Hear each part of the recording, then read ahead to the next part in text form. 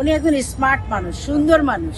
উনি কি মানে যেমনি ইচ্ছে তেমনি হসপিটালে যাবে? মানে ওয়াজেদ সাহেব মারা যাওয়ার পরে উনি কি পড়তেছেন? ওনার তো সাদা শাড়ি পরে থাকার কথা। নমরুদ, ফেরাউন, আমরা যা দেখেছি শুনেছি, কিন্তু আমরা তার প্রতিফলন আমরা হাসিনার মধ্যে পেয়েছি। সহজে কোনোদিন একটু জ্বর হয়েছে শুনছেন? এত বছর যে ক্ষমতা ছিল, সে অসুস্থ। শয়তান সহজে ধরা কেনা। আর এগুলোরে যখন আল্লাহ শাস্তি দিবে, ওই উপরআল্লাহ, উনি কখন কিভাবে শাস্তি দিবেন সেটা উনি ভালো জানেন। এই যে এত বড় একটা ধস নামবে, এটা হাসিনা কল্পনা করছে কখনো?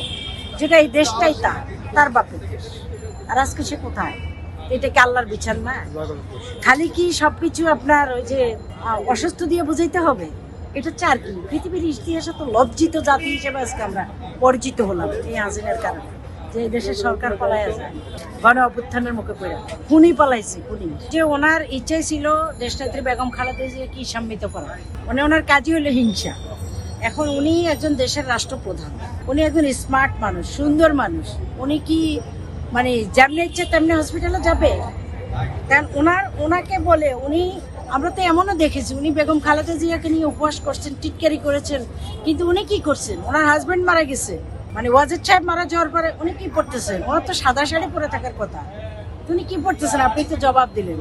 জামদানি, লিপস্টিক, শাড়ি, ওই যে 800 কত করে স্বর্ণ ওনার বলটে পাওয়া গেছে, 32 ভরি। ওই যে খালি আপনার রিক্ত আমি নিঃস্বামী দেবার কিছু নেই, আপনাদের যা আছে সবকিছু আমার চাই, এটাই ছিল ওনার কথা। উনি হেঁটে গিয়েছিলেন জেলখানায়, সেই জেলখানা থেকে বের হয়েছেন মমস্য অবস্থা। ওনাকে যেভাবে রাখছে, যে জরাজীর্ণ ওই যে নাজিমুদ্দিন রোডে, বক্সিবাজারে, এই ক্যামেরায় ইঁদুর, তেলাপোকা ওনার রুমে দূরে দূরে করতো। তারপরে ওনাকে যে ধরনের খাওয়া দিতেন, উনি তো বাধ্যতামূলক খাইতেই হইতো। হাসিনা এটাই চাইছিলেন যে ওনাকে তিলে তিলে শেষ করে দিত।